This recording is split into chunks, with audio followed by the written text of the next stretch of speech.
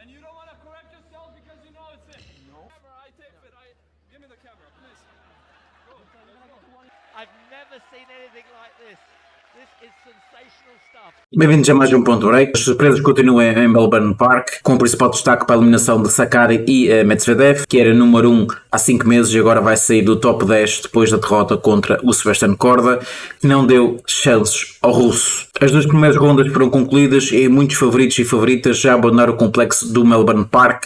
E aqui ficam alguns nomes dos cabeças de série que já foram eliminados nessa edição do Australia Open. Omjaber, Kasatkina, Kudermetova, Adam Maia, Kvitova, Kontaveit, Sansanova, Trevisan, Buskova, Begu, Anisimova, Zink, Kanepi, Tetchman. Do quadro masculino, Rafa Nadal, Casper Ruud, Alexander Zverev, Berrettini, Carreno Busta, Musetti, Šorić, Schwartzman, Kemanovic, David Fokina, Rodrigo Vazanchuk, Medvedev, aí parece que não vai ficar por aqui. Muitas surpresas, por isso muito cuidado na hora de aceitar qualquer aposta. Não vai pelos nomes, vai um pouquinho que está a ser o torneio. Um torneio com condições muito perigosas, principalmente para os favoritos, porque a bola não corre tanto. As altas temperaturas também acabam por drenar mais energia do que em situações normais. Temos tido vários alertas para não irmos na inocência de ir só nos favoritos, porque os favoritos têm tido uma vida muito complicada. É verdade que depois, se calhar no longo prazo,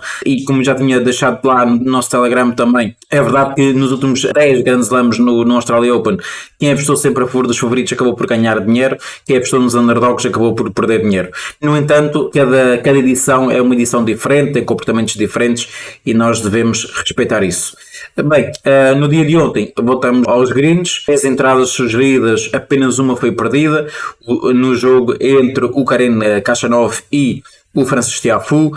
Dizer que o Francis Tiafoe teve a vencer no tie-break da quarta partida, podia ter puxado o jogo para 5 sets, não conseguiu, acabou por sentir a pressão, não saber lidar bem com os momentos de pressão, cometeu muitos erros não forçados em momentos onde se pedia um bocadinho mais de paciência. Uma boa vitória para o Karen Khachanov. Vencemos o menos 2,5 da Krejcikova e também vencemos a vitória do Roberto Urkash frente ao Denis Shapovalov.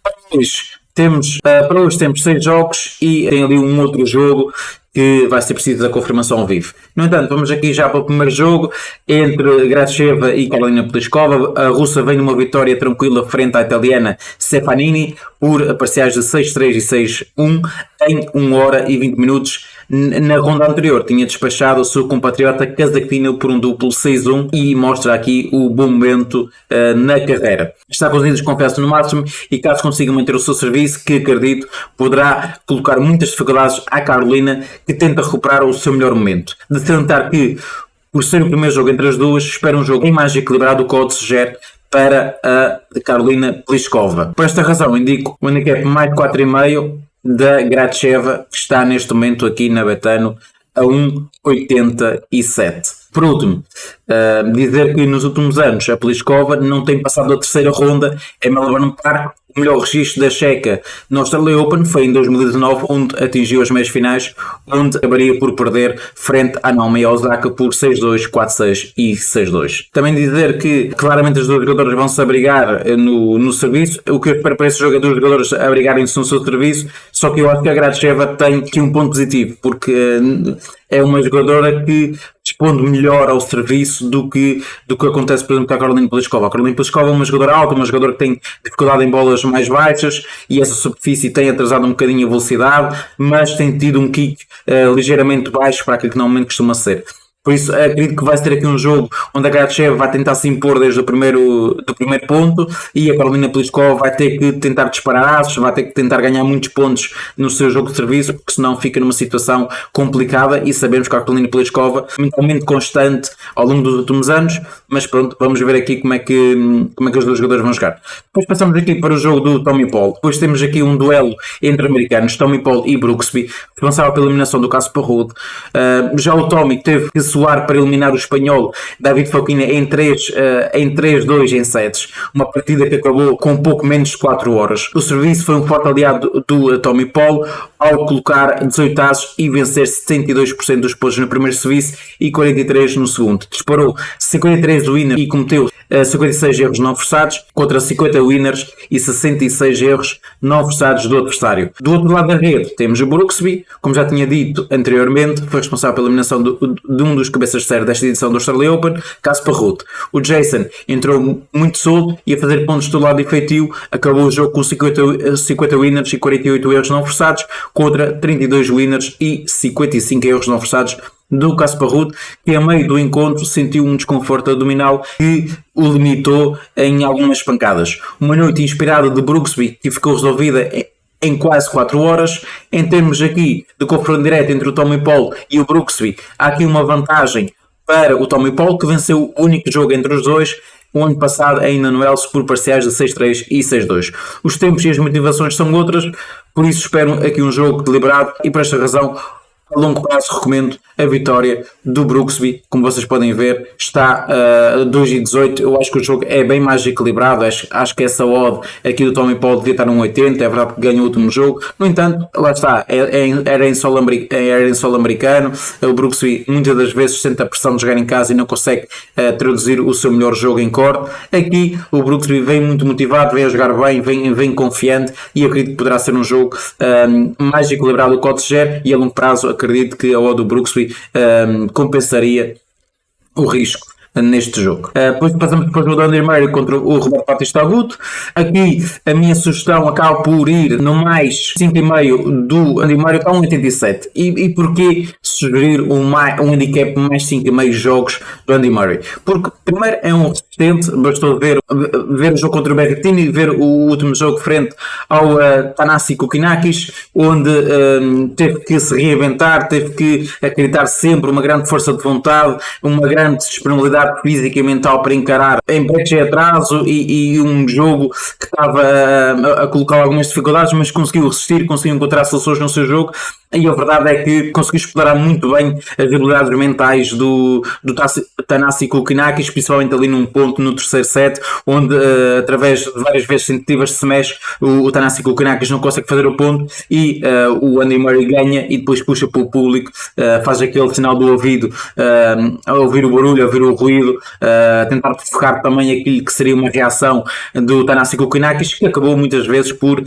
bater a raquete no corte, de frustrado, porque as coisas não estavam a sair bem, e a Andy Murray tem feito isso a sua carreira inteira. Tem sido um jogador mesmo com um set em atraso ou 2, tem sempre capacidade e tenta dar sempre tudo em corte.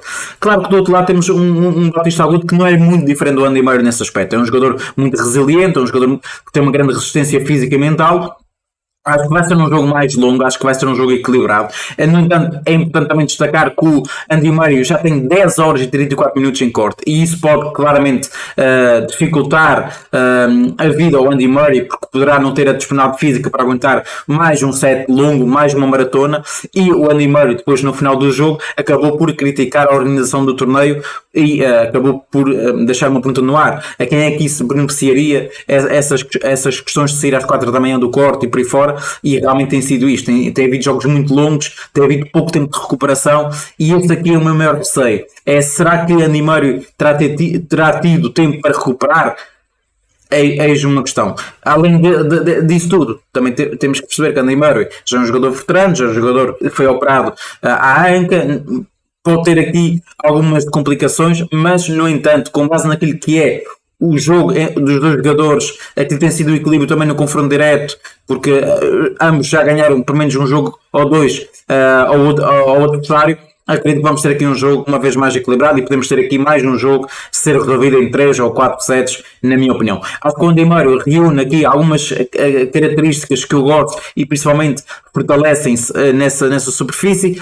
Serviço, é um dos melhores returners, ou era na altura um dos melhores returners ao serviço. É um jogador que tem uma grande resistência e acaba por nunca perder. E depois esse Batista Agut, recentemente em Adelaide jogou uma final e acabou por perder, por isso não sei como ele vai lidar se por exemplo tiver um set ou 2 atrás, como é que vai conseguir lidar e arranjar força para voltar ao jogo. Por isso a minha indicação aqui será o mais 5,5 do Andy Murray. Significa que o Andy Murray no somatório de todos os jogos não pode perder por uma diferença igual ou superior a 6 jogos. Eu acho que vai ser ali, vai haver um tie-break, vai haver ali um 6-4 também para o Andy Murray. Acho que vai ser ali uma diferença muito curta entre um jogador e outro. No entanto, como eu digo sempre, analisem, vejam se essas apostas se enquadram no vosso perfil de risco e se sim, assumam depois a responsabilidade do resultado. Temos aqui o jogo do Pulperin contra o Shelton e, na minha opinião, aqui a vitória do Pulperin será o cenário mais provável. Está a jogar em casa, depois da vitória no último jogo, emocionou-se no corte, os festejos do público, e é um jogador muito carismático, e acredito que aqui o Bell Shelton é um jogador muito interessante, é um jogador que tem serviço, é um jogador, mas acredito que embaixo desse público que muitas vezes vai puxar e vai ser aqui uma segunda força, vai ser praticamente 2 contra 1, digamos assim. Eu acho que o Bell Shelton vai ter muitas dificuldades, principalmente quando tiver a enfrentar um breakpoint, quando tiver a subir para não perder o jogo. O público poderá ser aqui um forte aliado do Pulperin para conseguir mais uma vitória em casa perante o seu público, e acredito que isto poderá fazer com que o Pulperin ganhe com alguma tranquilidade. Por isso, tenho aqui 2 sugestões: o menos 2,5 do Pulperin, tem ganhar uma diferença igual ou superior a 3 jogos. Outro resultado que poderia ser interessante, mas aí seria uma confirmação em live, seria a puxar nos overgames. Mas os overgames, como vocês estão a ver, já está a puxar pelo menos por um 4-7.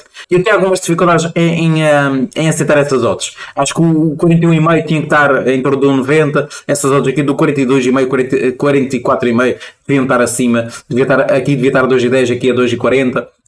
Por isso não concordo com as odds dos overgames, por isso vou ficar apenas pelo handicap negativo, menos 2,5 do Alexi Pulperin. Depois partimos para um jogo que eu também acho que vai ter história, o jogo entre a Camila Giorgi e a Bencic, e aqui começo pelo fim. A minha sugestão para esse jogo é o mais 4,5 da Camila Giorgi, que neste momento está a pagar 1,95 na Betano, e para quem ainda não tem conta na Betano, o link está aí na descrição para vocês restarem e começar a ganhar dinheiro com as apostas em ténis. Voltando, a Camila Giorgi é uma jogadora, como vocês bem sabem, é uma jogadora agressiva, uma jogadora que serve bem, muita bola, tenta sempre procurar ali as baselines, os small targets, e isto vai dificultar as dinâmicas da Bencic, porque a Bencic não vai ter tanto tempo como teve nos jogos anteriores para preparar a pancada, e por isso acredito que vai ser um jogo mais longo do que o mercado está a prever, porque o mercado prevê uma vitória relativamente rápida da Bencic. E assim, a Giorgi vem de uma vitória muito interessante frente à Schmidlova, fez 78% de pontos no primeiro serviço,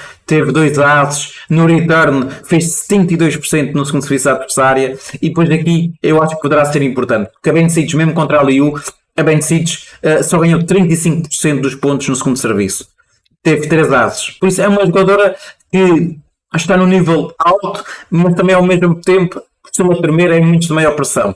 E aqui, a Georgia já jogou contra a Pavlyuchenkova, ganhou 2-0, já ganhou 2-0 também à Schmidlova. Eu acho que essa odd aqui da Bencic devia estar ligeiramente mais alta do que está. Devia estar aqui na casa de 1,60, eu diria que seria por aí o mais justo. Principalmente para ti também é um bom momento da Camila Giorgi. Claro que é uma jogadora muito mais inconstante, é uma jogadora que é capaz de fazer o melhor e o pior no mesmo jogo. É tudo com o estilo de jogo e para aquilo que vai ser as características do jogo, acredito que a Camila Giorgi tem aqui possibilidade de pode perder, mas vai ser por uma diferença muito curta. Acredito que no máximo 4 jogos de diferença. Por isso o nosso handicap mais 4,5 acaba por nos proteger se por exemplo foi um 6-4, 6-4. Mas também não está à espera de um jogo tão curto como disse, por isso aqui fica a sugestão para esse jogo da Camila Giorgi. Outro jogo que poderá ter algum valor em live será o jogo da Magda Linette contra a Katarina Alexandrova, que parece está com um modo muito baixa para o nível apresentado no último jogo.